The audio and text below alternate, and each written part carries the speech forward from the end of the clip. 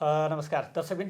नेकपा माओवादी केन्द्रको संसदीय दलको कार्यालय सिंहदरबारमा विपक्षी गठबन्धनको बैठक सम्पन्न भएको छ। विपक्षी दलको बैठकमा के कस्ता विषयहरू उठे र के कस्तो निष्कर्षमा यो बैठक पुग्यो, त्यो विषयमा कुरा गर्नका लागि यतिखेर हामीसँग नेकपा माओवादी केन्द्रका प्रमुख सचेतक हितराज पाण्डे हुनुहुन्छ। उहाँसँग हामी बैठकका विविध विषयमा जानकारी लिन्छौँ र संसदमा उहाँहरूको रणनीति के हो त्यो विषयमा पनि अति संक्षेपमा कुरा गर्छौँ। नमस्कार, स्वागत गरेँ प्रमुख सचेतकज्यू। धन्यवाद। के विषयमा छलफल भयो यहाँहरूको? खास गरी पहिला छलफल त्यसपछि निर्णयतिर जाउँ। अब आज हाम्रो संसदीय दलको कार्यालयमा हाम्रो दलको नेता तथा यो संसदको प्रमुख विपक्षी दलको नेताको अध्यक्षतामा 7 राजनीतिक दलहरूका नेताहरूको बैठक बस्यो र त्यो बैठकले 4 गते माघमा जुन स्प्रिटमा चाहिँ 5 बुँदा सहित एउटा पत्रकार चाहिँ भेटघाट कार्यक्रम आयोजना गरेको थियो। त्यसैका वरिपरि भएर छलफल केन्द्रित गर्यो। खास गरेर आज चाहिँ संसदलाई कसरी जनताका आवाज मुखरित गर्ने थलोको रूपमा लैजाने भन्ने बारेमा नै त्यो अलि बढी केन्द्रित थियो। सरकारले चाहिँ अध्यादेश मार्फत लैजान खोजेको एउटा र त्यसको प्रक्रिया पनि बैठक छ। सँगसँगै सरकारले जसरी चाहिँ छिटो जनतालाई काम गर्न सकेको छैन, जनताका आवश्यकताहरू पुरा गर्न सकेको छैन, त्यतैतिर लक्षित भएर सरकारले चाहिँ आफ्ना केही सीमित कामहरू मात्रै पुरा गर्न खोजेको हो कि के हो भन्ने विषयवस्तुमा त्यो अलिक केन्द्रित भयो। र पहिलो चाहिँ केन्द्रित भएको विषयवस्तु अध्यादेशबारे थियो र त्यसमा एउटा सर्वसम्मत रूपमा के विषयवस्तु आयो भने सरकारले चाहिँ जो अध्यादेश ल्यायो त्यसको प्रक्रिया र विधि पनि सरकारले मिचेको छ। संसदलाई यसले मिनिमाइज गरेको छ कि एउटा चाहिँ अध्यादेश त संसदको समितिमा अर्थ समितिमा भइरहेको छलफलमा भइरहेको फिर्ता नै नलिकन त्यसलाई लैजाने कुराकानी गर्यो। त्यसले सरकारले छिटो काम गर्न खोजेको छ भन्ने खालको जो चाहिँ सन्देश प्रवाह गर्न खोजेको छ त्यसलाई त्यसैले खण्डित गर्यो। किनभने त्यो समितिमा भएको जो अध्यादेश छ त्यो त त्यही समितिमा भएका कुराहरू केही फेर्न पर्यो भने त सरकार त्यहीँ सकिहाल्थ्यो। त्यसो भएपछि त त्यो 2 दिनमा नै त्यो सकेर झन् चाँडै हुने ठाउँमा त्यसलाई चाहिँ फिर्ता लिएर अनि फेरि चाहिँ 60 दिनभित्रमा पारित गरेर प्रतिस्थापन ल्याउने गरेर गर्यो। यसबाट छडै चाहिँ अध्यादेश कसरी ल्याउनु खोज्यो सरकारले भन्ने कुराको चाहिँ एकदम राम्रो चाहिँ त्यसले तस्बिर देखायो। र सरकारले भनेको छिटो काम गर्नको लागि हो, सुशासनका लागि हो, जनतालाई चिन्नको लागि हो, है विकासको लागि हो भन्ने जो भनेको थियो त्यो त्यही कुराले के गर्यो भने खण्डित गर्यो। यसकारणले यो अध्यादेशका बारे चाहिँ हामीले अस्वीकारको सूचना नै राख्नुपर्छ भन्ने बारेमा एउटा संयुक्त रूपमा तपाईले अस्वीकार गर्नुहुन्छ। संयुक्तको त कुरा भएन, 7 दल छँदैछ। जे भयो भने आफ्नो विषयवस्तु नै भयो, एउटा विषयवस्तु हो। त्यसका साथसाथै अब हाम्रो यो विपक्षीहरूको त आफ्नो धारणा पनि छँदैछ, आफ्नो दल छ, आफ्नो विचार छन्, ती पनि आफ्नो कुरा त छँदैछन्। तर जे विषयवस्तुमा हाम्रो मुद्दाहरू चाहिँ विषयवस्तुहरू चाहिँ केन्द्रित हुन्छन् त्यसमा चाहिँ हामी फेरि सशक्त ढङ्गले त्यहाँ चाहिँ विषयवस्तुहरू अगाडि बढाउनुपर्छ भन्ने कुरा भयो। र खास गरेर जनजीविकाको सवालमा जनतालाई चाहिँ व्यवस्थित तरिकाले जसरी सरकारले दिनुपर्ने थियो डेलिभरी, त्यो डेलिभरी नदिएको विषयवस्तुमा र चाहिँ सुशासनको विषयवस्तुमा त्यति मात्रै होइन कि समग्र हाम्रो चाहिँ अन्तर्राष्ट्रिय राष्ट्रिय परिस्थिति अहिले जसरी भइरहेछ त्यसलाई चाहिँ अझ व्यवस्थित गर्ने बारेमा चाहिँ सरकार सकिरहेको छैन। यो आवाजहरू चाहिँ संसदमा हामीले सशक्त ढङ्गले उठाउनु पर्ने हुन्छ। प्रधानतः तपाईँहरूले उठाएको विषय भनेको अध्यादेश ल्याउने तौर तरिका, यसको नियत के पनि ठिक भएन, यो मिलेन, यसको विरोध गर्ने हो भनेर चाहिँ तपाईहरुले यो एउटा विषयवस्तु हो। यसको साथसाथै सरकारले त अहिलेसम्म 6 महिनामा जे गर्ने भनेको थियो गर्न पनि सकेन। अनि त्यसपछि सरकार त जनताको आवश्यकता पूरा गर्नतिर गएन। सरकार चाहिँ कतातिर गयो त भनेर भन्दा आफूलाई कहाँ के चाहिँ आवश्यक पर्ने हो यतातिर गएको देखिन्छ। यसका बारे सबै कुरा त्यहाँ ल्याउनु हुन्छ। सरकारले के भनेछ भने अध्यादेशका जुन कन्टेन्टका कुरा छन्, कन्टेन्टमा त प्रतिस्थापन विधेयक आएको बेलामा हामी त्यहाँ विषय राखिहालौँला है। हामीले जे राख्नु पर्ने छ त्यहाँ त्यतिखेर राखौँला। तर सरकारले अहिले बाहिर जसरी प्रचार गरिरहेछन् एकदम फास्ट ट्र्याकमा छिटो भएर जुन कुराकानी गरिरहेछ त्यो त उसैको कुराले चाहिँ के भन्यो खण्डित गरिसकेको छ। यसो भएको कारणले गर्दा खास गरेर जनजीविकाको सवाल, खास गरेर महँगीको चाहिँ विषयवस्तु र चाहिँ चाहे त्यो सहकारी पीडितको विषयवस्तु भन्नुहोस् अथवा चाहे चाहिँ त्यो मिटर ब्याज पीडितको विषयवस्तु भन्नुहोस् अथवा चाहिँ आर्थिक सुधारको जो चाहिँ सरकारले कुराकानी गरिरहेको यी जम्मै त जनतालाई भ्रम हाल्ने विषयवस्तु मात्रै गरे। यसो भएको कारणले गर्दा यी जम्मै कुरामा हामीले चाहिँ सदनमा गम्भीर ढङ्गले गर्नुपर्ने हुन्छ र सदनबाट मात्रै भएन भने सडकको पनि त तयारी त गर्नुपर्छ। यस कारणले मैले चाहिँ अहिले राख्न खोजेको विषयवस्तु के हो भने सरकार कसरी प्रस्तुत हुन्छ, सरकार कसरी प्रस्तुत हुन्छ। सदन दुईटैको तयारी सँगसँगै सडकको पनि सदनको छँदैछ। तर सदनमा त तपाईँहरू संयुक्त रूपमा केही साझा मुद्दाहरूमा हामी आफ्नो विषयवस्तु पनि हाम्रा छँदैछन् त्यही त है। त्यसपछि जे विषयवस्तुहरूमा जस्तो मैले अहिले भने तर सडकमा सँगसँगै जाने हो क्या। सडकमा पनि फेरि हामी चाहिँ के गर्नुपर्छ तपाईँहरू भन्दा यदि सरकारले चाहिँ सदनबाट जसरी चाहिँ हामी छाँटकाँट देखिरहेछौँ नि, अघिल्लोपल्ट त सदन त विघटनै भयो। यो पनि विषयवस्तु भएको कारणले गर्दा यदि त्यस्तो भयो भने हामीले सँगसँगै सडकको पनि तयारी गरेर जानुपर्छ है। सडकको पनि तयारी गरेर जानुपर्छ चाहिँ।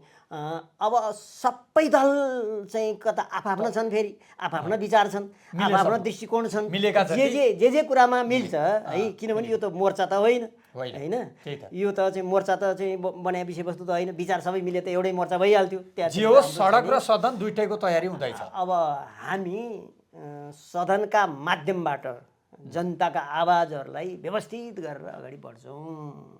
यही विषयवस्तु भएन भने सडकमा जाने हो।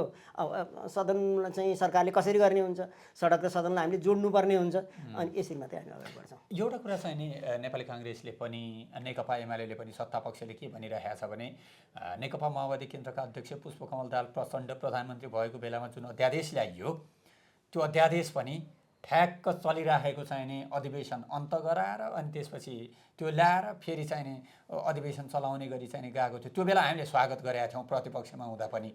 तर अहिले माओवादीले पनि त्यसै गरी स्वागत गर्छ भन्ने अपेक्षा छ भन्ने उहाँहरूले चाहिँ नि त्यो अपेक्षा गर्नुभएको थियो क्या। अब एउटा विषयवस्तु चाहिँ संसदको भूमिकालाई अझ सशक्त बनाउने गरेर त्यतिखेर चाहिँ अध्यादेश आएको थियो। विगत उदिने थाल्यो। ठिक छ। विगत उदिँदा के गर्नुपर्ने हुन्छ भनेर भन्दा अझ देशलाई माथि लैजाने कुरा, अझ संसदलाई चाहिँ बलियो बनाउने कुरामा चाहिँ उदिन्न पर्यो, विषयवस्तु यतातिर लैजानु पर्यो। तर फेरि त्यतिखेर यसरी चाहिँ अध्यादेश आएका पनि थिएन। यसरी अध्यादेश यति धेरै 6 अध्यादेश यति दिनमा चाहिँ यति धेरै त आएका पनि थिएनन् विषयवस्तु। यस कारणले अझ त्यसको भित्र चाहिँ गएर पस्ने हो भनेदेखि त के देखिन्छ भनेर भन्दा अहिलेको सरकारले त जसरी भने पनि हामी 2/3 छँदैछौँ, हाम्रो अङ्कगणित छँदैछ, यस कारण यो अङ्कगणितलाई लागू गरेर जसरी पनि गर्नुपर्छ भन्नेतिर गएको देखियो। यो बेठिक छ, किनभने यो गणतन्त्रको रक्षाको लागि, लोकतन्त्रको चाहिँ उसको लागि। अब तपाईँहरू सरकारमा जाँदाखेरि पाठ सिक्ने होला नि होइन? अब त अध्यादेशतिर जानुहुन्न होला नि तपाईँहरू? यस्तो छ, अध्यादेशै ल्याउन नपाइने भन्ने विषयवस्तु भएन, त्यहाँ छलफल पनि भएको थियो। त्यो अध्यादेश त असोजमा ल्याए पनि हुन्थ्यो, छिटो गर्नु परेको थियो भनेदेखि त। भदौको अन्त्यमा नै चाहिँ सदन चाहिँ भएको थियो, कार्तिकमा ल्याए पनि हुन्थ्यो, छिटो काम गर्नु मङ्सिरमा ल्याए पनि हुन्थ्यो, पुसको पनि एउटा अध्यादेश नै 14 गते आयो। त्यो त अधिवेशनै छिटो आह्वान गरे भए नि भइहाल्छ नि। त्यही त संवाद गरेर आज छलफल भएको विषयवस्तु। तर म भन्दैछु संसदलाई हेपेर होच्याएर त्यसलाई चाहिँ तल देखाएर अध्यादेश ल्याउने प्रक्रियाकै विरोध गर्ने हो भने तपाईँहरू सरकारमा जाँदा पनि त्यसको विरोध हुनु पर्यो भन्न खोजेको हो क्या। विषयवस्तुको हिसाबले संविधानमा अहिलेको त गलत छँदैछ। होइन, संविधानमा व्यवस्था भए अनुसारको अध्यादेशै ल्याउन नपाइने भन्ने विषयवस्तु होइन। यो सरकारले त कतिखेर अध्यादेश ल्यायो त भन्दा जब हामीले है यो अध्यादेश ल्याएर विरोध गऱ्यौँ नि, अनि बल्ल सदन चलाउने कुराकानी गऱ्यो। यो त अध्यादेश लैजान खोजेकै थियो। यो कुरा पनि छलफल भयो।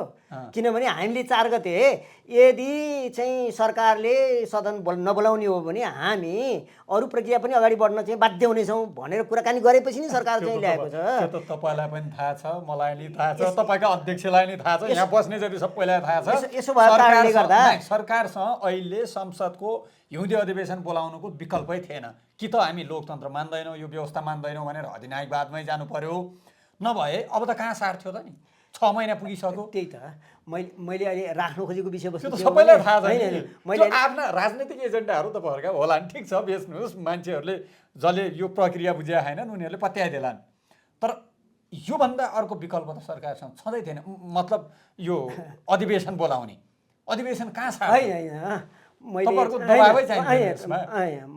अहिले भनेको विषयवस्तुमा अझ तपाईँले चाहिँ कहाँनिर चाहिँ फोकस गर्नु पर्यो भनेर भन्दा, जब कि तपाईँको 29 गते र 2 गते अध्यादेश चाहिँ ल्याएर सरकारले यत्रो गर्छु हामी नभएको बेलामा गर्छु भनेर भन्ने यो चाहिँ 6वटा अध्यादेश ल्याउनु पर्नेको औचित्य के हो? त्यो छैन छैन नि त। यसो 6वटा एकैचोटि इमर्जेन्सी पनि पर्दैन हो। इमर्जेन्सी पर्यो नि एउटा विषय, किनभने हाम्रो संविधानको भावना भनेर भनेको त्यस्तो विषयवस्तु हुँदै होइन। अर्को कुरो, अध्यादेश जारी हुने बित्तिकै कायापलट भइरहेको, आर्थिक विकास भइरहेको, समृद्धितिर देश कुदिहालेको त्यस्तो पनि केही छैन। झन्झन तल तल जाँदैछ, यो कुरो त छँदैछ हो।